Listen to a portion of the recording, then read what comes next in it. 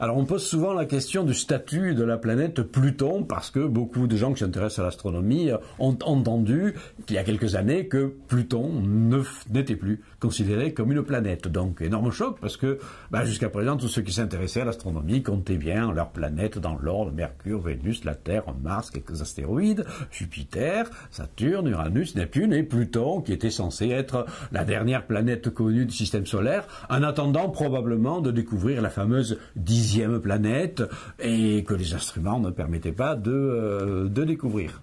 Et de fait, cette 10e planète a bel et bien été découverte dans les années 1990, et puis une 11e, et puis une 12e. Alors c'est quoi ces corps-là? Eh bien ce sont des objets qui ressemblent effectivement à Pluton, certains sont même plus gros que Pluton, ce ne sont pas des planètes gazeuses comme Jupiter, Saturne, Uranus et Neptune, ce sont des corps glacés, comme Pluton. Déjà, Pluton se distinguait des autres planètes qui le précédaient, puisque ce n'était pas gazeux. C'était un petit corps solide, rocheux et gazeux. Donc déjà, ça posait un petit peu des problèmes sur l'histoire de sa formation. Certains avaient imaginé, par exemple, que ce pouvait être un ancien satellite de Neptune qui aurait été arraché par les forces gravitationnelles, pour expliquer le fait qu'il soit solide, et non pas gazeux. Voilà. Et d'autres pensaient qu'il pouvait venir de régions plus lointaines du système solaire. De fait, c'est plutôt cette hypothèse-là qui s'est imposée, puisqu'on a découvert qu'au-delà de Neptune, il y a un immense ensemble de petits corps glacés qui occupent ce qu'on appelle la ceinture de Kuiper,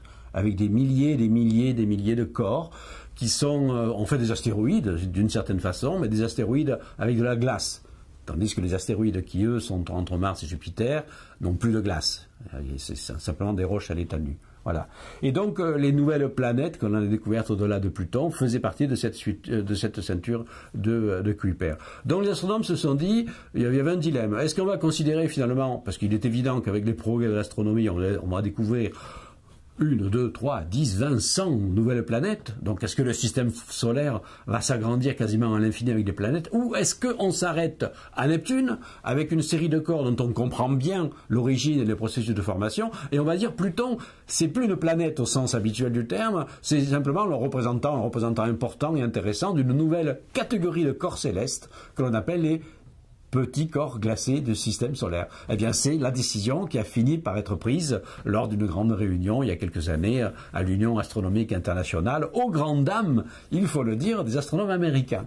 Pourquoi? Parce que parmi les planètes, eh bien, Pluton était la seule planète à avoir été découverte effectivement par un Américain. Elle avait été découverte en 1930 par Clyde Tombaugh. Et les Américains n'étaient pas très contents que l'on déclasse Pluton au rang de planète. Mais on peut se consoler en se disant que Pluton est le représentant le plus symbolique d'une nouvelle catégorie de corps qui en contient des milliers.